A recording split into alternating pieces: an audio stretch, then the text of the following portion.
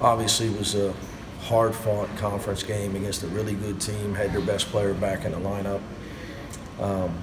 And they're a tough team to play because the shock factor with Taco in the game, standing by the rim. They got great defenders and great coaching. You know, great home, probably their best home crowd, I don't know, best one I've ever seen here.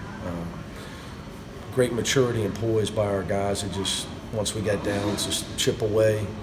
Our defense got better after we were down 9, called that timeout. And we got some steals, get some layups.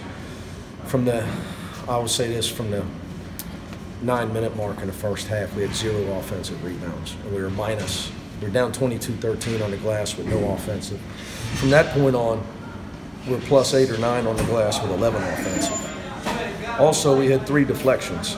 So our defense was not disrupting them at all. And from that point on, we had 38 more deflections, which caused the turnovers. So the difference in the game was 18-6 points off turnovers. We got our energy going on the defensive end. We got more physical on the backboard. And that's how you got to win on the road against a great defensive team, because you're not going to be pretty on offense. They're too good. It's too hard to score on them. They battle really, really hard. Their kids play hard. It was a really hard-fought game tonight. A couple more things real quick. With the shock factor you say, which is, it looked like to me timid early. These guys are not even. They see him and they just pass. It happens. You would think that. Did you say something to them at halftime? No, I told Gary, you got to start going at him in the first half. Nas went at him, got a basket. Kyle was out of sorts completely in the first half. Obviously, even had 2 fouls. He was just there. He was looking for him. He did. Jaron threw him a pass. He missed it. But no doubt, shock factor. Guys timid. Guys, where is he at?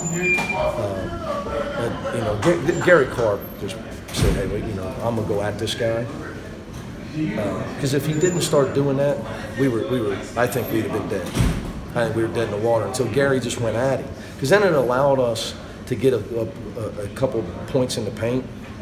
Then we could get some offensive rebounds. If Gary didn't start going at him, then you're just relegated to shooting all jump shots, and you can't rebound those. You're not gonna rebound those against this team. That was the key when Gary started going at him.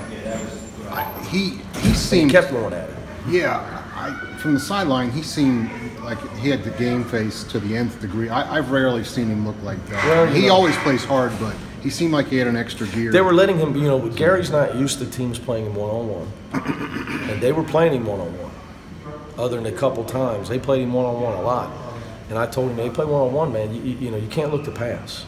You got to go. You got to go right at him. You got to go at Taco or whoever's guarding, you got to go. Is this, you know, every win's big, as your father just said. I don't know where this ranks on the scale, but it was a pretty important one. When the schedule came out, you know, I knew they were going to be really good this year. And their record would be way better if B.J. Taylor wouldn't have been out the previous 15 games. But, you know, the second game of a 2-day road trip in college basketball is tough. It's different in leagues that do it all the time. We never do it. We haven't had a 2-game road trip in years. And then, you know, obviously they're giving away the title trophy tonight. Okay, B.J. Taylor's back. The sold-out crowd. Second game, you know, it was all set up for us tonight. But you know what? Players decide. All that stuff's overrated. Players decide winning and losing. Like, you know, like Jacob and Jaron didn't score, but their competitive spirit's awesome. That's right now our calling card. You know, our will to win is tremendous. And as a coach, you know it. I've been doing this a long time now. I don't know, you know, it's 15th year as a head coach. You know, and you got a team, you can just, you hear them talking amongst themselves, and they want to win as much as the coaches do. And that's a rarity in sports.